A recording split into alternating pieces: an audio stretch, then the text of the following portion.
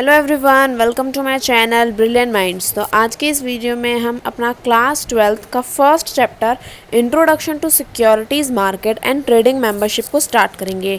तो ये जो है हमारे क्लास 12th का फर्स्ट चैप्टर है और जितने भी चैप्टर्स क्लास 12th में हैं वो काफ़ी लेंदी चैप्टर्स हैं और काफ़ी इंपॉर्टेंट चैप्टर्स भी हैं एज वेल एज, है ना। तो अब यहाँ पे मैं आपको ये बताना चाहती हूँ कि मतलब अगर आप जैसे एक वीडियो स्टार्ट करते हो, कोई भी चैप्टर आप पढ़ते हो, तो उस जब तक आप पूरा पढ़ोगे नहीं आप उसे समझ नहीं पाओगे। तो जो चैप्टर्स हैं वो एफएमएम में जो 12th क्लास के हैं बेसिकली वो लंबे हैं। तो मैं आपसे बस यही रिक्वेस्ट करती हूँ कि अगर आपको पूरा चैप्टर अच्छे से समझना है और पेपर में अच्छा स्कोर करना है तो फिर आपको जो है वो सारे चैप्टर्स अच्छे से, सारी वीडियोस आपको कंप्लीट देखनी है। तो ये जो चैप्टर्स हैं मैं उन्हें पार्ट्स में डिवाइड करके बनाऊंगी। तो काफ़ी लंबे चैप्टर्स हैं तो जो वीडियोस हैं वो थोड़ी ज़्यादा हो सकती हैं, लेकिन हाँ जो भी मैं बताऊंगी वो इम्पॉर्टेंट होगा, पेपर में आने वाला होगा और कुछ भी फालतू की बकवास नहीं होगी, ठीक है। तो हम अपना जो चैप्टर फर्स्ट है introduction to securities market and trading membership, इसे हम स्टार्ट करते हैं। तो देखो इस चैप्टर में हम पढ़ने के वाले हैं। In this chapter you will learn, यहाँ पे कुछ हमें पॉइंट्स दे रखे हैं कि हमें क्या क्या पढ़ेंगे इस चैप्टर में। देखो क्या क्या दिया है। फर्स्ट दिया है मैं अपना पेन ले लेती हूँ। देखो फर्स्ट हमें क्या दिया है, फर्स्ट हमें दिया है role of primary market and secondary market. अब प्राइमरी और सेकेंडरी मार्केट हमने 9th क्लास 10th क्लास और 11th क्लास में भी पढ़ रखा है, तो ये थोड़ा जाना पहचाना है। मार्केट कैपिटलाइजेशन भी हमने पढ़ रखा है, market capitalisation and its ratio, turnover and its ratio, market participant, segments and product, stock broker, sub broker, brokerage, NSC membership and its, ये क्या दिया है यहाँ पे, एक मिनट में इरेज कर लेती हूँ। यहाँ पे दिया है एंड इट्स क्राइटेरिया, सरेंडरिंग, एक मिनट बस, ओके। यहाँ में दिया है surrendering, suspension and explosion of membership, और लास्ट सेकंड पॉइंट में दिया है ब्रोकर एंड क्लाइंट रिलेशन, और लास्ट है हमारा डीमैट अकाउंट। तो इस चैप्टर में हम इन सारे चीज़ों के बारे में पढ़ेंगे कि ये सारी चीज़ें हैं क्या, इसमें मतलब बता क्या रखा है, ये किस तरह से हमारे लाइफ में या फिर अगर हम कभी मार्केट में जाते हैं, फाइनेंस में अगर हम इन्वेस्ट करते हैं तो वो किस तरह से यहाँ पे काम आती है। तो ये सारी चीज़ें हमें चैप्टर में पढ़नी है। तो सबसे पहला हमें क्या दिया है, व्हाट आर मार्केट सेगमेंट्स। तो हम अपना चैप्टर जो है वो स्टार्ट कर देते हैं। तो 1.1 हमें दिया है व्हाट आर मार्केट सेगमेंट्स। तो इसे पढ़ना स्टार्ट करते हैं। यहाँ दिया है security markets provide a channel for allocation of saving to those who have a productive need for them. The security market has two interdependent and inseparable segments. First, primary market, second, secondary market. तो देखो इसमें क्या बोला है कि market में दो तरह के सेगमेंट है, प्राइमरी मार्केट और सेकेंडरी मार्केट। और यहाँ पे मैं क्या बताया साथ ही साथ में ये बताया कि देखो मार्केट में देखो अगर आप इन्वेस्ट करते हो तो आपको वो पैसा, अगर आपकी एक कंपनी है उसमें अगर लोग आके इन्वेस्ट कर रहे हैं तो वो पैसा आपका नहीं है, वो इन्वेस्टर्स का है। तो देखा जाए तो इन्वेस्टर्स का जो पैसा है वो अपने लिए इन्वेस्ट कर रहे हैं, अपने फ्यूचर सेविंग्स के लिए, है ना। और आप जो हो उन्हीं की जो पैसा है उसी को यूज़ कर रहे हो, उसे प्रोडक्ट में ला रहे हो, अपनी प्रोडक्टिविटी बढ़ा रहे हो और आप अपना भी फ़ायदा कर रहे हो। तो मार्केट सेगमेंट्स में हमें यही बता रखा है कि दो तरह की मार्केट है, और जो मार्केट है उसमें हम क्या करते हैं, दोनों लोग एक दूसरे की मदद करते हैं। जो इन्वेस्टर है वो भी अपने जो सामने वाली पार्टी है उसकी मदद कर रहा है, और जिसके शेयर्स में, जिसकी इक्विटीज़ में, जिसकी भी सिक्योरिटीज़ में इन्वेस्टर इन्वेस्ट कर रहा है उसकी भी मदद होती है, और इन्वेस्टर भी अपने फ्यूचर के लिए अपनी मदद करता है। तो देखो प्राइमरी मार्केट क्या है, सबसे पहले मैं दिया है यहाँ पे 1.1 में, ठीक है। तो यहाँ पे हमें क्या दिया है, what is a primary market, इसे पढ़ते हैं। इसमें दिया है primary market provide an opportunity to the issuers of security both government and corporation to raise resources to meet their requirements of investment. Securities in the form of equity or debt can be issued in domestic, international market at face value, discount or premium. The primary market issuance is done either through public issues or private placement under Companies Act 1956. An issue is referred as public if it result in allotment of securities to 50 investors or more. However, when the issuer makes an issue of securities to select group of person not exceeding 49 and which is neither a right issue nor a public issue, it is called a private placement, ठीक है। तो primary market जो first में दिया है, इसमें क्या दे रखा है हमें, इसमें हमें दिया है कि प्राइमरी मार्केट है क्या, और इसमें कुछ हमें बताया है कि किस चीज़ को क्या बोलते हैं, किस चीज़ को क्या बोलते हैं। तो देखो यहाँ में दिया है कि प्राइमरी मार्केट क्या है। मैं अपना पेन एक तो कलर चेंज कर लेती हूँ और इसे थोड़ा सा डार्क कर, थोड़ा सा इसका साइज़ अच्छा कर लेती हूँ, ब्लू कलर ले लेते हैं, ओके। और इसका साइज़ हम इतना कर लेते हैं, ओके। यहाँ क्या दिया है, प्राइमरी मार्केट, ये तो मैंने गंदा कर दिया, okay, primary market provide an opportunity to the issuer of security both government as well as corporation.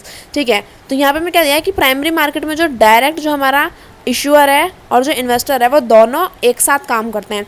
यानी कि सेकेंडरी मार्केट में तो क्या होता है, इन्वेस्टर आपस में अपना बाय और सेल कर रहे होते हैं, लेकिन प्राइमरी मार्केट में क्या होता है, जो आपका इश्यूअर है और जो आपका इन्वेस्टर है वो दोनों ही क्या होता है, आपस में काम कर रहे होते हैं। इसमें इन्वेस्टर नहीं होते, इसमें इश्यूअर और इन्वेस्टर दोनों होते हैं। तो यहाँ पे क्या दिया है, गवर्नमेंट और कॉर्पोरेशंस दोनों को ही अगर क्या करना है, अपना पैसा रेज करना है, तो प्राइमरी मार्केट होने के लिए क्या है, सबसे ज़्यादा अच्छा प्लेटफॉर्म है पैसा रेज करने के लिए। तो यहाँ में क्या दिया है कि both government securities and corporate raise resources to meet the requirement of investment, securities in the form of equity. ठीक है, इक्विटी और डेप्ट कैन बी इशू। ठीक है, हमें क्या बोला है कि जो हमारी इक्विटीज़ और डेप्ट है वो दोनों को ही हम क्या कर सकते हैं, डोमेस्टिकली यानी कि अपनी कंट्री में और इंटरनेशनली भी क्या कर सकते हैं, हम अपनी मार्केट में बाय और सेल कर सकते हैं। देखो इसमें क्या होता है कि प्राइमरी मार्केट में क्या होता है, एक तो इशूअर और इन्वेस्टर दोनों आपस में इंटरेक्ट करते हैं, गवर्नमेंट और कॉर्पोरेट दोनों ही हो सकते हैं, यानी कि गवर्नमेंट सिक्योरिटीज़ भी हो सकती हैं और प्राइवेट यानी कि कॉर्पोरेशंस भी हो सकते हैं।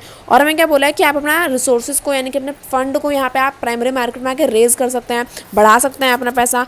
दूसरा इसमें क्या दिया है कि इक्विटी और डेप्ट जो हमारी सिक्योरिटीज़ हैं, हम डोमेस्टिकली यानी कि अपनी कंट्री में और इंटरनेशनल लेवल पे दोनों ही जगह पे क्या कर सकते हैं, ट्रेड कर सकते हैं।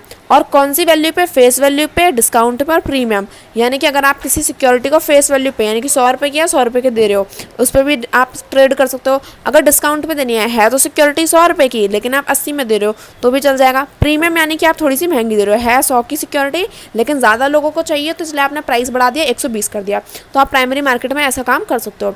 अब नेक्स्ट पैराग्राफ में हमें क्या बताया, हमें यहाँ पे कुछ नाम बताए हैं, जैसे कि देखो यहाँ पे under companies act 1956 an issue is referred as public if it result in allotment of security to 50 investors or more। यहाँ पे मैं क्या बोला है कि एक पब्लिक इशू कब होगा, जैसे मैं बोलूँ कि मैंने अपना शेयर्स जो है, मेरी कंपनी है ABC और मैंने उसके शेयर्स को जो है अलॉट किया, उसकी इक्विटी को मैंने अलॉट किया, तो वो पब्लिक शेयर कब कहलाएगा, पब्लिक PU बहुत गंदा लिखा, अच्छे से लिखते हैं PUBLIC, वो एक पब्लिक शेयर या फिर मैं कहूँ अगर वो पब्लिक सिक्योरिटी या फिर पब्लिकली वो कब इशू होगा, अगर वो क्या है 50 या फिर 50 से ज़्यादा इन्वेस्टर मेरे उस शेयर में या फिर उस इक्विटी में अगर इन्वेस्ट कर रहे हैं, उस सिक्योरिटी में इन्वेस्ट कर रहे हैं, तो उस सिक्योरिटी को हम क्या कहेंगे, पब्लिक। ठीक है, यहाँ पे दिया भी है under companies act 1956 an issue, कोई भी इशू अगर मैं कर रही हूँ तो वो पब्लिक इशू कब कहलाएगा, वो पब्लिक इशू तब कहलाएगा जब 50 इन्वेस्टर या फिर 50 से ज़्यादा 50+ इन्वेस्टर्स क्या करते हैं, उस सेम सिक्योरिटी में इन्वेस्ट करते हैं, तो वो क्या हो जाएगा हमारा पब्लिक इशू। ये कंपनीज एक्ट आपको यहाँ पे क्या करना है, याद रखना है, कंपनीज एक्ट 1956, ये कभी कभार MCQs में पूछ लिया जाता है। दूसरा इसमें क्या बोला है, अगर मैंने कोई इशू किया, कोई भी सिक्योरिटी मैंने इशू करी और उसमें 50 नहीं 50 से कम यानी कि 49 इन्वेस्टर या फिर 49 से कम लोग अगर क्या करते हैं, इन्वेस्ट करते हैं, तो फिर ना तो वो राइट इशू होगा ना ही वो पब्लिक इशू होगा, वो क्या होगा, प्राइवेट प्लेसमेंट। तो अगर 50 या 50 से ज़्यादा लोग इन्वेस्ट कर रहे हैं तो पब्लिक इशू, 50 यानी कि 49 लोग अगर इन्वेस्ट कर रहे हैं या फिर 49 से कम लोग अगर इन्वेस्ट कर रहे हैं तो प्राइवेट प्लेसमेंट। तो आई होप आपको ये बात अच्छे से समझ में आई होगी। अब देखो हम आगे बढ़ते हैं अपनी सेकेंडरी मार्केट पे। सेकेंडरी मार्केट में क्या बोला है मैं, secondary market refers to market where security are traded after being offered to the public in the primary market और listed on the stock exchange. Secondary market comprise of equity derivatives and the debt market. The secondary market is operated through two mediums, namely the over-the-counter OTC market and the exchange traded market OTC। अच्छा जी, इसमें आगे क्या बोला है, OTC market or informal market where trades are negotiated. अच्छा ठीक है, इसमें हमें क्या बोला है, इसमें हमें बोला है सेकेंडरी मार्केट में क्या होता है, डायरेक्ट इश्यूअर नहीं आता है, यहाँ पे इन्वेस्टर ही आपस में क्या कर रहे होते हैं, ट्रेड कर रहे होते हैं। यानी कि अगर मैं यहाँ पे बोलूँ प्राइमरी, ये कौन सा आ गया मेरे पास, अच्छा ये थोड़ा ना स्क्रीन ब्लर आएगी तो प्लीज़ आप थोड़ा सा कॉम्प्रोमाइज़ कर लेना। देखो प्राइमरी मार्केट में क्या है, जो हमारा इश्यूअर है और जो हमारा इन्वेस्टर है ये दोनों साथ में आते हैं, लेकिन सेकेंडरी मार्केट में क्या होता है, सेकेंडरी मार्केट में हमारा इन्वेस्टर और इन्वेस्टर आपस में ही ट्रेड कर रहे होते हैं। ठीक है, इनका आपस में ट्रेड होता है और इनका आपस में ट्रेड होता है। तो आपको एक बात तो अच्छी समझ में आएगी, प्राइमरी मार्केट में डायरेक्ट आप क्या कर रहे हो, जो ओनर है सिक्योरिटी का उससे बात कर रहे हो, लेकिन सेकेंडरी मार्केट में जैसे बोलते हैं ना सेकेंड हैंड कार है, तो बिल्कुल वैसा ही है। सेकेंडरी मार्केट में क्या होता है, आप ओनर से बात नहीं करते, मतलब आप सिक्योरिटी का जो रियल इशूअर है उससे बात नहीं कर रहे, आप इन्वेस्टर आपस में डील कर रहे हैं। तो ये तो आपने 10th में भी पढ़ा ही होगा, 10th 11th में, तो आपको इतना समझ में ही आ रहा होगा, इतनी कोई बड़ी बात तो नहीं थी है। अब देखो इसमें कोई रॉकेट साइंस नहीं है ना, ये तो रॉकेट साइंस होता तो फिर हम ये थोड़ी ना पढ़ रहे होते। यहाँ ध्यान दो, सेकेंडरी मार्केट में अब क्या है, दो तरीके से चलती है, एक तो ओवर द काउंटर और ओवर द काउंटर मार्केट और एक्सचेंज ट्रेड मार्केट। तो ये दोनों के ही बारे में हम क्या करेंगे, आगे पढ़ेंगे। तो अभी बस इतना समझ लेते हैं कि सेकेंडरी मार्केट में क्या होता है। जो हमारी सेकेंडरी मार्केट है ये क्या होती है, पब्लिकली मतलब इसमें जब हम पब्लिक इश्यूज़ या फिर कोई भी अगर हम सिक्योरिटी ला रहे हैं तो ये क्या होगा, इन्वेस्टर और इन्वेस्टर के बीच में ही ट्रेड होता है। दूसरी चीज़, ये ओवर द काउंटर और market trade exchange trade market पर काम करती है। और इसमें हमें क्या बोला है, जो हमारा OTC है ना, ओवर द काउंटर, ये हमारा थोड़ा इनफॉर्मल मार्केट है, ये इतनी फॉर्मल तरीके से चलने वाली मार्केट नहीं है। यानी कि इसमें थोड़ा सा क्या रहता है, ट्रेड को लेकर आप नेगोशिएट कर सकते हो, क्या ये चीज़ मुझे इतने में नहीं चाहिए, ये चीज़ मुझे उतने में नहीं चाहिए। तो यहाँ पर थोड़ा रिस्क ज़्यादा रहता है ओवर द काउंटर मार्केट में, ठीक है, ये इतनी ज़्यादा सेफ नहीं है आपके लिए। अब देखो अगर हम आगे बात करें, सेकेंडरी मार्केट हमने पढ़ लिया, अगर हम आगे देखें, देखो आगे अगर हम पढ़ें तो क्या दिया है, what are the key indicators of a security market. तो यानी कि हमें सिक्योरिटी मार्केट के कुछ की इंडिकेटर दे रखे हैं, यानी कि सिक्योरिटी मार्केट से रिलेटेड कुछ ऐसी चीज़ें जो ज़रूरी है हमें पता होना। तो देखो सबसे पहले क्या दिया है, what is a index, what is index. तो इंडेक्स क्या होता है, ये कॉपी के फर्स्ट पेज वाला इंडेक्स नहीं है, ये दूसरा इंडेक्स है।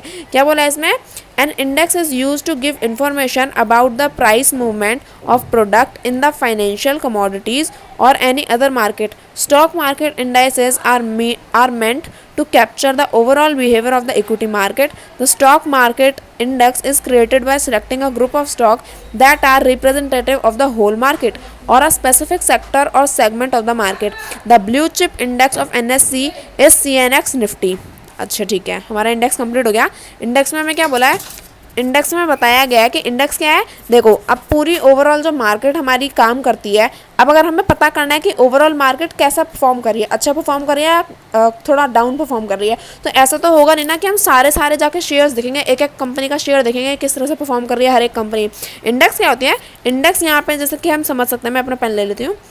इंडेक्स क्या होता है, इंडेक्स हमें ओवरऑल बिहेवियर बताता है, हमारी जो मार्केट है वो किस तरह से परफॉर्म कर रही है, वो अप जा रही है या डाउन। तो इंडेक्स में क्या होता है, ग्रुप ऑफ स्टॉक्स होते हैं। अब जैसे ये मैंने कहा ये हमारी एक बास्केट है, पहले मैं अब बास्केट अच्छे से बनाती हूँ, ये अच्छा नहीं बना, इससे बनाएंगे, एक स्क्वायर ले लेते हैं, ये है ना।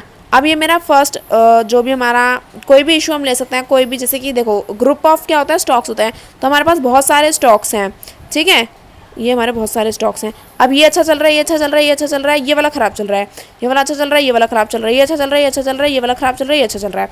तो अब अगर ओवरऑल देखोगे तो ओवरऑल आपको क्या समझ में आ रहा है, ओवरऑल हमें ये समझ में आ रहा है कि ये देखो कि ज़्यादातर हमारे जो शेयर्स हैं वो क्या चल रहे हैं, वो अच्छे चल रहे हैं। ध्यान दो यहाँ पे, है ना, ज़्यादातर शेयर्स क्या हमारे अच्छे चलने वाले हैं, ये सारे हमारे अच्छे चल रहे हैं। तो यानी कि ओवरऑल अगर हम कहें तो ओवरऑल मार्केट क्या है, अप जा रही है। लेकिन अगर हम इंडेक्स ना होता हमारे पास तो हम ये सारी चीज़ें, अब देखो इंडेक्स में होता क्या है, बहुत सारे स्टॉक्स का ग्रुप होता है ना, ऐसा नहीं है इसमें 2-4 ही स्टॉक्स हैं, नहीं, इसमें बहुत सारे स्टॉक्स होते हैं, काफ़ी सारे 100, 200, 300 स्टॉक्स होते हैं। तो ये जो हमारा ब्लू चिप इंडेक्स है ना NSE का, इज़ CNX निफ्टी। अब देखो जो हमारा NSE है इसके पास भी क्या है, काफ़ी सारे इंडेक्स हैं, जिनमें से एक का नाम इन्होंने दे रखा है मैंने, CNX निफ्टी।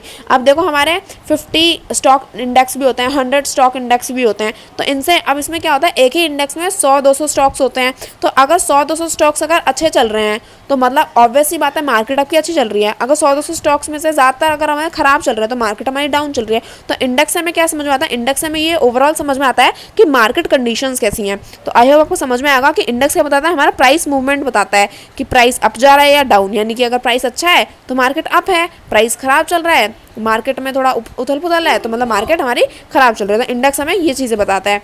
अब देखो एक मिनट बस, अब अगर हम आगे बात करें तो आगे हमें क्या दे रखा है, व्हाट इज़ मार्केट कैपिटलाइजेशन। ये सारी चीज़ें हमने 10th में और 10th और 11th में पढ़ रखी हैं। 10th में हमने ये सारी चीज़ें ज़्यादा डिटेल में और ज़्यादा अच्छे से पढ़ी थी, है ना।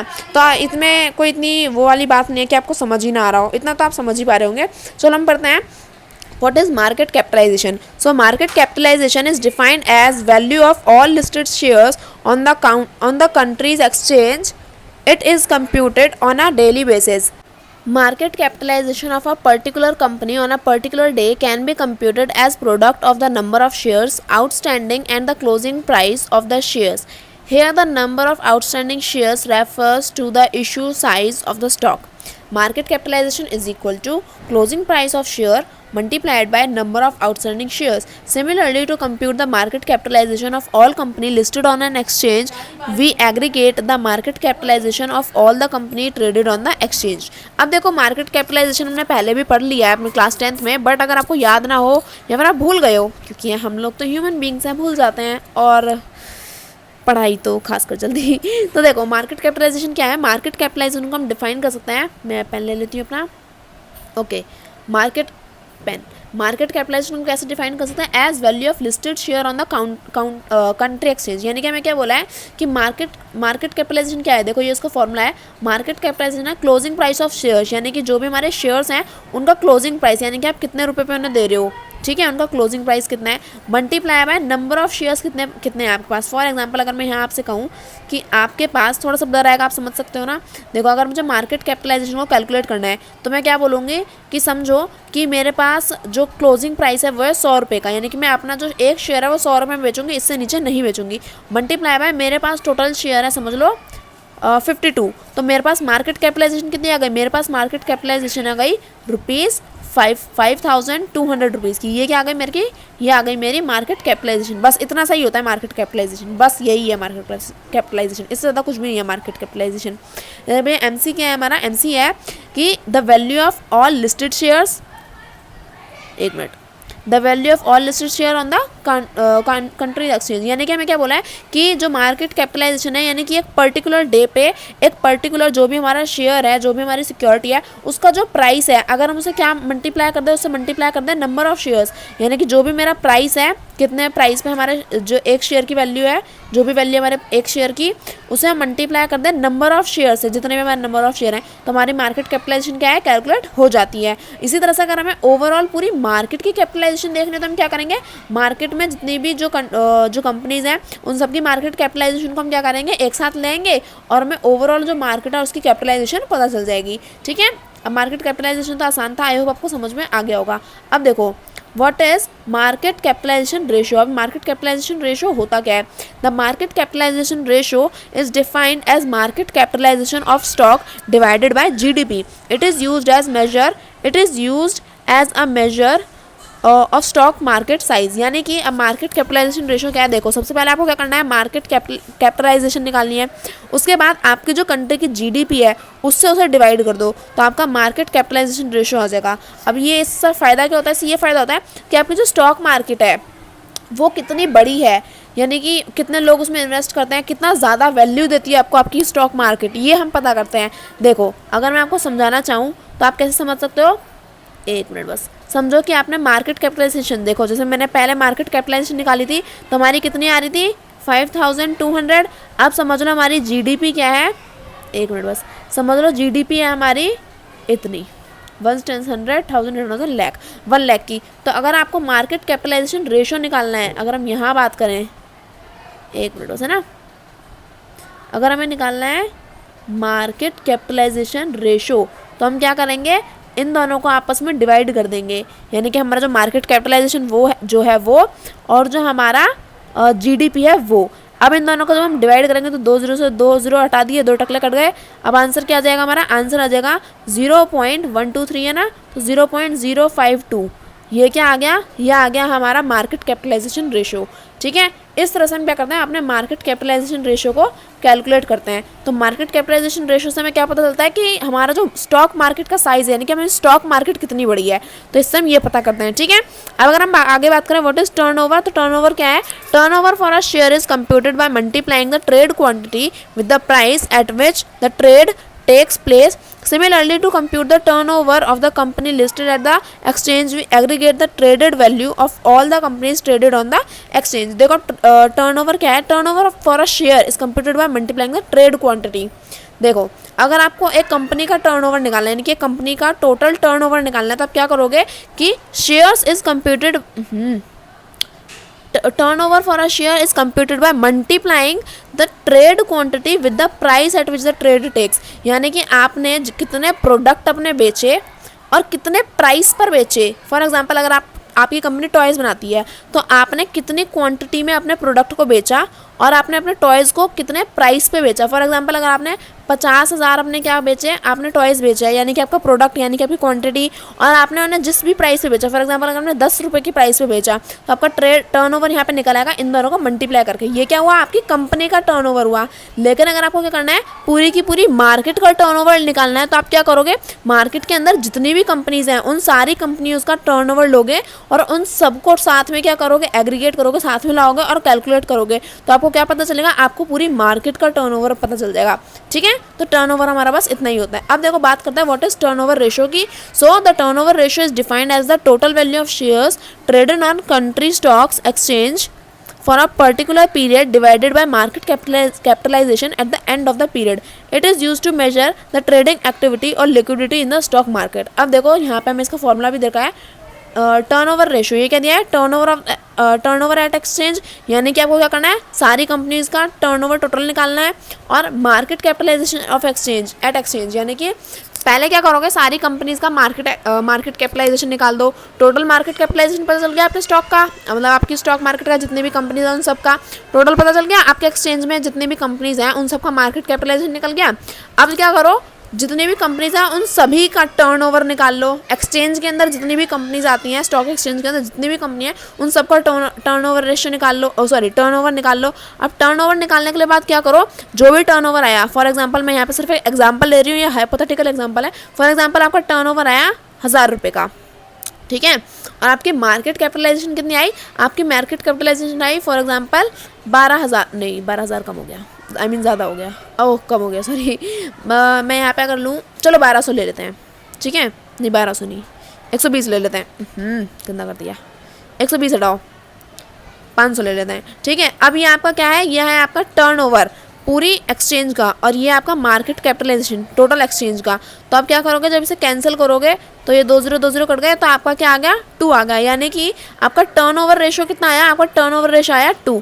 तो इससे हमें क्या पता चला, इससे हमें ये पता चलता है कि जो हमारा स्टॉक मार्केट है उसके अंदर लिक्विडिटी कितनी है, यानी कि जो पैसा है वो कैश की फॉर्म में कितना है, और कितना ज़्यादा ट्रेडिंग एक्टिविटीज़ हमारी मार्केट में हो रही हैं, कितना ज़्यादा ट्रेड हम लोग कर पा रहे हैं। तो ये हमारा टर्नओवर रेशियो भी यहाँ पे कंप्लीट हो गया। आगे अगर हम बात करें तो यहाँ पे क्या दिया है, आगे में दे रखा है what is meant by product and participants. तो प्रोडक्ट और पार्टिसिपेंट्स क्या होता है, इसे हम पढ़ लेते हैं। तो व्हाट आर प्रोडक्ट में हमें दिया है, financial market facilitate reallocation of saving from savers to entrepreneurs. Saving are linked to investment by a variety of intermediaries through a range of complex financial product called securities. Under the Security Contract Regulation Act SCARA 1956, securities included share, bond, scripts, stocks or other marketable securities of like nature in or of any incorporate company और body corporate. Second में दिया है government securities, derivative of securities और units of collective investment scheme, interest and right in securities and security receipt और any other securities so declared by the central government. Broadly securities can be of 3 type, equity, डेप्ट security and derivatives. तो देखो what are products में हमें क्या दे रखा है, what are products में हमें समझाया गया है कि मतलब जो हम पैसा इन्वेस्ट कर रहे हैं ये हम कौन से प्रोडक्ट्स में, यानी कि कौन सी चीज़ों में हम इन्वेस्ट कर रहे हैं। तो हम कहते हैं ना कि अपना पैसा इन्वेस्ट करो, तो मतलब कहाँ जाके करें, क्या अपने बगल वाले जो नेबर हैं उन्हें दे दे, क्या पड़ोसी को पैसा इन्वेस्ट कर दे, नहीं। मतलब इसमें हमें बताया गया कि प्रोडक्ट्स में मतलब आपको कौन सी सिक्योरिटीज़ में मतलब वो क्या प्रोडक्ट है जिनमें हम पैसा इन्वेस्ट करता है। तो देखो क्या बताया है कि जो हमारा फाइनेंशियल मार्केट है ना वो क्या करता है, रीअलोकेट्स और saving from saver to entrepreneurs, यानी कि ये क्या करता है, एक ही पैसा है, देखो दुनिया में वही पैसा घूम रहा है इधर से उधर, है ना। तो इसमें क्या है, जो हमारे सेवर्स हैं ना, यानी कि जो पैसा बचाते हैं, अगर वो क्या करता है अपने पैसे को इन्वेस्ट करते हैं तो वो अपने लिए भी बचा रहे हैं, सेविंग्स है ना। तो जो सेविंग्स हैं वो जो बचा रहा है इंसान, उससे वो क्या करते हैं, स्टॉक मार्केट हमारा क्या करता है, एंटरप्रेन्योर्स को दिलवाता है। यानी कि जैसे मेरे पास मेरा पैसा है, मैंने सेव करके रखा है, अब मैंने क्या कर दिया, उसे इन्वेस्ट कर दिया, तो यानी कि मेरा जो सेव किया गया पैसा था वो मैंने क्या किया, एक एंटरप्रेन्योर को दे दिया। अब वो एंटरप्रेन्योर क्या करेगा, मेरे पैसे को इस्तेमाल करके, क्योंकि मैं तो इन्वेस्टर हूँ, तो एंटरप्रेन्योर क्या करेगा, मेरे पैसे का यूज़ करके क्या करेगा, उस पैसे में और पैसा बनाता है, यानी कि उस पैसे से ज़्यादा पैसा बनाता है और मेरा पैसा मुझे रिटर्न के साथ क्या करता है, वापस कर देता है और अपना प्रॉफिट भी कमा लेता है। तो प्रोडक्ट में अब देखो यहाँ पे क्या क्या दे रखा है कि अब देखो जो ये जो हम मतलब पैसा हम इधर उधर कर रहे हैं, इन्वेस्ट कर रहे हैं, तो ये कहाँ इन्वेस्ट करते हैं, इस प्रोडक्ट को हम क्या नाम देते हैं, इस प्रोडक्ट का नाम है सिक्योरिटीज़, है ना। ये रिश्ता क्या कहलाता है, ये रिश्ता कहलाता है हमारा इन्वेस्टर और एंटरप्रेन्योर के बीच में जिसमें हम इन्वेस्टमेंट करते हैं, ये रिश्ता कहलाता है हमारा सिक्योरिटीज़। आई होप आपको आज अच्छे से समझ में आ गया होगा कि ये रिश्ता क्या कहलाता है, ये रिश्ता कहलाता है सिक्योरिटीज़, समझे। अब देखो under the security contract regulation acts कारा 1956, अब जितने भी एक्ट है ना इन सारे एक्ट्स को याद रखना, क्योंकि आजकल भैया MCQ का ज़माना, कहीं भी कोई सा भी एक्ट पूछ लेंगे और फिर पूछेंगे कि बता दो भाई कौन से साल में क्या चीज़ का एक्ट था, ठीक है। तो एक्ट्स आप अच्छे से याद कर लेना। तो एक्ट क्या है, हमारा सिक्योरिटी कॉन्ट्रैक्ट रेगुलेशन एक्ट। इसमें क्या होता है कि मतलब जो भी हमारी सिक्योरिटीज़ है ना उन सबके नाम बता रखे हैं, जैसे share, bonds, Scripps, stocks, other marketable securities, और दूसरा हमारा जैसे कि गवर्नमेंट सिक्योरिटीज़ हो गई, डेरिवेटिव ऑफ सिक्योरिटीज़ हो गई, unit of collective investment schemes हो गई, हमारी अलग अलग इन्वेस्टमेंट स्कीम्स होती हैं वो, investment and right in securities, यानी कि हमारी जो हमने इन्वेस्टमेंट करी है उसमें हमें मतलब क्या क्या राइट्स क्या मिलते हैं सिक्योरिटी से रिलेटेड, है ना। एंड सिक्योरिटी रिसिप्ट ऑफ और any other instrument so declared by the central government, यानी कि जो जितने भी टाइप की हमारी सिक्योरिटीज़ हैं वो हमें यहाँ पे सारी बता रखें। अब देखो सिक्योरिटीज़ यहाँ पे हमारी 3 पार्ट्स में डिवाइडेड है, 3 टाइप्स हमारी सिक्योरिटी के, इक्विटी सिक्योरिटीज़, इक्विटी सिक्योरिटीज़ नहीं सॉरी इक्विटीज़, डेप्ट सिक्योरिटीज़ और डेरिवेटिव्स। तो इन तीनों में ही हम क्या करते हैं, अपने पैसे को इन्वेस्ट करते हैं। तो अब देखो ये सारी हम आगे भी पढ़ेंगे और ये हमने थोड़ी थोड़ी पहले भी अपनी 9th क्लास में 10th क्लास में पढ़ रखी है, ठीक है। तो अब देखो आगे पढ़ते हैं, हु आर पार्टिसिपेंट्स, ये भी खैर हमने पढ़ रखा है बट फिर से पढ़ लेते हैं हमारा क्या जा रहा है। The security market has essentially 3 categories of participant, the investor, issuer and the intermediaries. तो सिक्योरिटी मार्केट में क्या होता है, 3 लोग होते हैं, एक जो इशू कर रहा है, दूसरा जो उस सिक्योरिटी को खरीद रहा है और तीसरा जो सिक्योरिटी को खरीदने में हमारी मदद कर रहा है, ठीक है। तो अब इशूअर, इन्वेस्टर और हमारा intermediary, these participants are regulated by the Security and Exchange Board of India SEBI, Reserve Bank of India RBI, Ministry of Corporate Affair MCA and Department of Economic Affair DEA of Ministry of Finance. आगे क्या हमें इसमें कुछ और भी रखा है वो भी मैं एक बार देख लेती हूँ। अच्छा, मार्केट पार्टिसिपेंट्स को इन्होंने डिवाइड करके दिखा रखा है कि 3 तरह के हमारे मार्केट पार्टिसिपेंट्स हैं, इन्वेस्टर, इशूअर और हमारे इंटरमीडियरीज। अच्छा देखो ये यहाँ पे मैं क्या दे रखा है टेबल में, मार्केट पार्टिसिपेंट्स इन इंडिया। अच्छा ये हमें पूरा बता भी रखा है टेबल के तहत, पहले मैं आपको बता देती हूँ। खैर आपको पता भी है कि हमारी जो मार्केट है उसमें क्या है, जो हमारे पार्टिसिपेंट्स हैं यानी कि कौन कौन लोग उसमें पार्टिसिपेट करता है हमारी मार्केट में। तो देखो कौन कौन है, पहला तो हो गया हमारा इशूअर, दूसरा इन्वेस्टर, तीसरा इंटरमीडियरी यानी कि जो सिक्योरिटी को इशू करेगा, ओनर सिक्योरिटी का, दूसरा जो उसमें इन्वेस्ट करेगा, हम और आपके जैसे लोग, मैं और आपके जैसे लोग हैं ना, और तीसरा इंटरमीडियरी यानी कि जैसे कि अब मुझे सिक्योरिटी में इन्वेस्ट करना है लेकिन मुझे पता ही नहीं है करते कैसे हैं, तो जो मेरी हेल्प करने के लिए जो इंटरमीडियरी जो ब्रोकर है वो। तो 3 लोग हो गए पार्टिसिपेंट, हमें समझ में आ गए। अब देखो ये किस तरह, अब देखो ये लोग तो मतलब फ्रॉड ना हो जाए हम लोगों के साथ, ये है ना, तो उसके लिए हमारी सेफ्टी के लिए ही क्या होता है यहाँ पे, ये हम क्या होता है रेगुलेट किए जाते हैं, यानी कि जैसे क्लास में ज़्यादा हंगाना मचाए बच्चा, शोर शराबा ना करें, इसलिए टीचर और मॉनिटर्स होते हैं ना, तो इसी तरह से मार्केट में भी कोई किसी के साथ फ्रॉड ना कर ले, कुछ गलत ना हो जाए, इसलिए यहाँ पे भी क्या होता है रेगुलेशंस होते हैं। और रेगुलेशंस में क्या होते हैं, SEBI, security and Exchange Board of India, RBI, MCA, ये सारे जो लोग हैं, ये सारी जो हमारी जो क्या बोल सकते हैं, मैं कह सकती हूँ जो हमारी अथॉरिटीज़ हैं, ये सब हमारे लिए क्या करते हैं, काम करते हैं कि मार्केट में कुछ भी गलत ना हो। अब देखो मार्केट के 3 पार्टिसिपेंट हमें समझ में आ गए, इन्वेस्टर, इशूअर और इंटरमीडियरी, ये मार्केट के पार्टिसिपेंट्स हैं। आगे हमें क्या रखा है, मैं इसे रब कर देती हूँ पहले, ठीक है। अब देखो मार्केट पार्टिसिपेंट्स इन इंडिया, यहाँ पे क्या रखा है, investor, individual investor, corporate investor, foreign venture capital investor, अच्छा FIIS। यहाँ पे हमें बता रखा, मतलब नाम दे रखे हैं कि कौन कौन है। इन्वेस्टर्स में भी ये 4 तरह के इन्वेस्टर्स होते हैं, ठीक है, इन सभी के बारे में हमें पढ़ना है, ठीक है। डिपॉजिटरी, स्टॉक एक्सचेंज सॉरी, अब यहाँ पे क्या दे रखा है, डिपॉजिटरी, स्टॉक एक्सचेंज, अच्छा ठीक है, यहाँ पे हमें सारी चीज़ें बता रखे कि कौन चीज़ क्या है, सबको आपके अपने नाम दे रखे हैं कि कौन क्या करता है, ये सारी चीज़ें। तो इन्वेस्टर के ग्रुप में कौन कौन आता है, इन्वेस्टर्स के ग्रुप में आता है, ये देखो ये लोग, ये क्या है, इन्वेस्टर्स के ग्रुप में आते हैं। Depository stock exchange with equities trading with डेप्ट मार्केट, अच्छा ठीक है, यहाँ पे अब ट्रेडिंग जो होती है वो। ब्रोकर में अब जैसे कि हमने इंटरमीडियरीज के बारे में पढ़ा, तो इंटरमीडियरीज में क्या आता है, जो ब्रोकर हैं हमारे, है ना, ब्रोकर, कॉर्पोरेट ब्रोकर, ये जितने भी टाइप के ब्रोकर हैं, आप इन सब के नाम पढ़ सकते हो। ये आपसे पूछा नहीं जाएगा, बट ये फॉर इन्फॉर्मेशन जैसे आपको बता रखा है कि क्या चीज़ क्या है, कौन इन्वेस्टर है कौन इन्वेस्टर नहीं है, ये आपसे पूछेंगे नहीं, बट आपको टेबल की वजह से आपको थोड़ी सी हेल्प हो जाएगी कि इन्वेस्टर्स में क्या कौन कौन होते हैं। अब डिपॉजिटरी यानी कि जो सिक्योरिटी इशू कर रहे हैं, है ना, अब आप कौन सी सिक्योरिटी में इन्वेस्ट करेंगे, तो वो सिक्योरिटीज़ दे रखी हैं कि स्टॉक एक्सचेंज में, है ना, ये सब। और ब्रोकर हमारे कौन कौन से होते हैं, तो ये सारे के नाम आपको यहाँ पे बता रखे हैं। सबके सिर्फ नाम बताए गए हैं, किसी के बारे में एक्सप्लेन नहीं किया है। एक्सप्लेन हम जो भी एक्सप्लेनेशन होगी वो आगे चैप्टर में मिल जाएगी, ठीक है। अब देखो आगे क्या दिया है, हमें आगे दे रखा है यहाँ पे हमें what are the different market segment and their product, यानी कि हमें पता चल गया, जैसे पहले से हमें पता है कि मार्केट के 2 सेगमेंट है, प्राइमरी और सेकेंडरी। अब इनमें भी तो अलग अलग प्रोडक्ट होते होंगे, तो उन्हीं के बारे में पढ़ना है। क्या दिया है, the exchange NSE provide trading in 4 different segments, wholesale debt market, capital market, future and options and currency derivative market as depicted in the figure। यानी कि अब देखो अलग अलग मार्केट सेगमेंट के अलग अलग प्रोडक्ट हैं। ये हमारा मार्केट सेगमेंट है, ये हमारा मार्केट सेगमेंट है। अब इसमें होलसेल डेप्ट market, capital market, future and option, currency derivative, ये सारे क्या हैं, हमारे अलग अलग सेगमेंट्स हैं, अलग अलग प्रोडक्ट हैं हमारे मार्केट के, ठीक है। तो अब इन सभी के बारे में पढ़ना है, तो हम स्टार्ट करते हैं सबसे पहले होलसेल डेप्ट मार्केट से, ठीक है। स्टार्ट करें, ठीक है। यहाँ दिया है होलसेल डेप्ट मार्केट। मैं आपका ज़्यादा टाइम वेस्ट नहीं करूँगी, आज की वीडियोस है थोड़ी ज़्यादा बड़ी नहीं होगी, मतलब आज का हम बेसिक सारा चीज़ें पढ़ लेंगे। तो देखो होलसेल डेप्ट मार्केट, WDM, फुल फॉर्म भी याद रखना अच्छे से, कभी भी कोई भी फुल फॉर्म आपसे पूछ ली जा सकती है, ठीक है।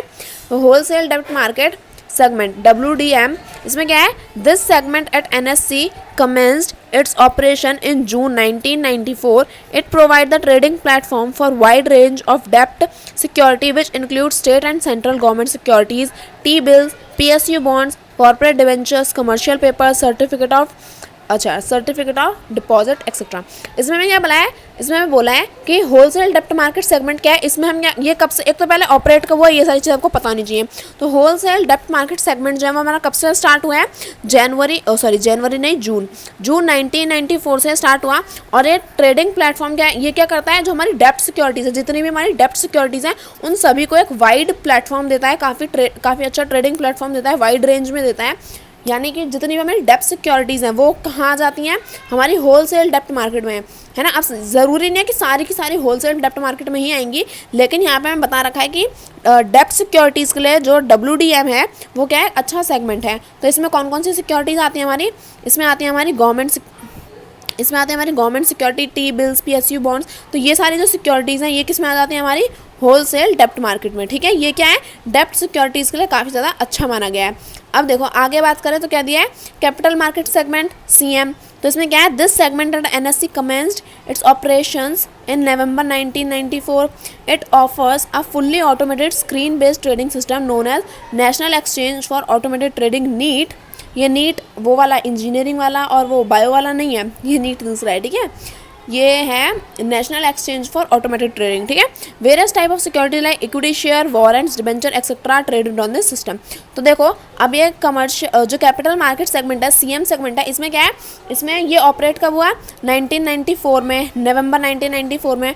और ये क्या करता है, ये अपने इन्वेस्टर्स को क्या करता है, एक automated screen based trading system, यानी कि ये क्या करता है, कोई भी इसमें फ्रॉड का झंझटबाजी नहीं होती है, इसमें आपको एक स्क्रीन बेस्ड ट्रेडिंग सिस्टम मिलता है। यानी कि ऑटोमेटिकली आपको, जैसे आप अपने कंप्यूटर पे बैठ के, लैपटॉप पे बैठ के, फ़ोन पे बैठ के क्या कर सकते हो, आप automatically screen based trading system है, स्क्रीन पे सारी चीज़ें आती हैं। और आपको क्या मिलता है, national exchange for automated trading, NEAT system यहाँ पे आपको मिलता है। नीट सिस्टम क्या है, ये हमारा स्क्रीन बेस्ड सिस्टम ही हमारा क्या है, नीट वाला है।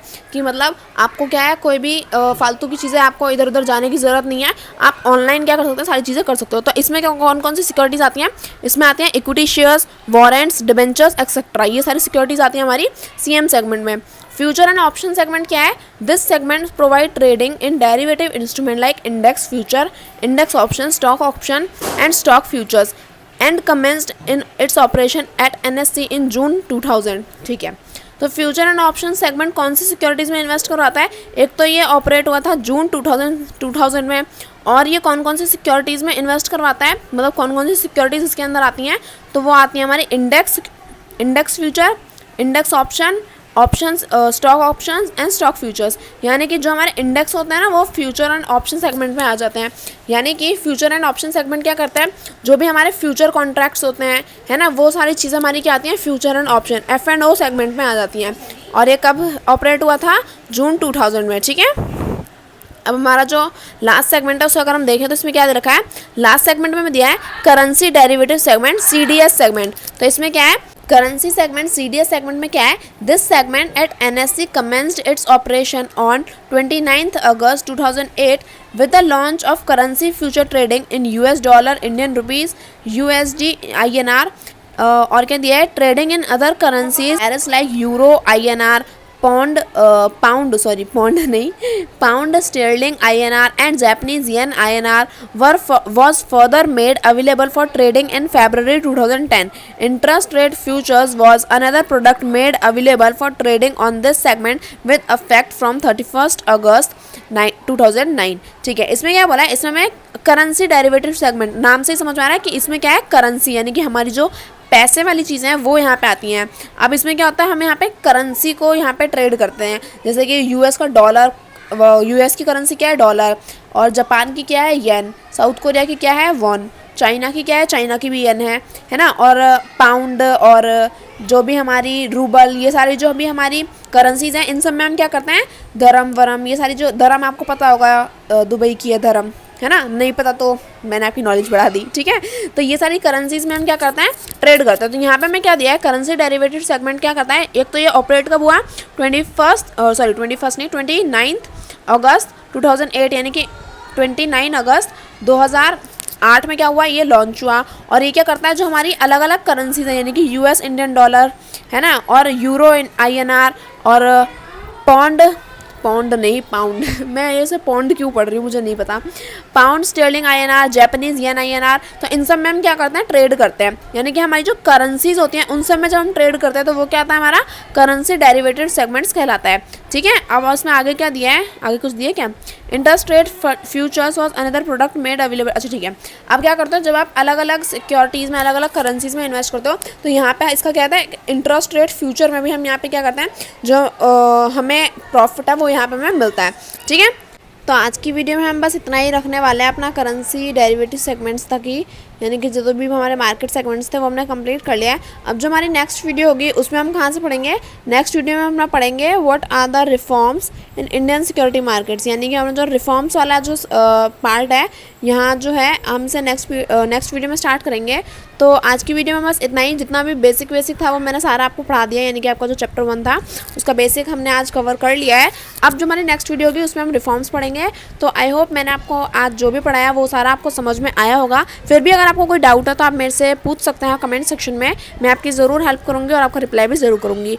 तो thank you for watching, bye bye.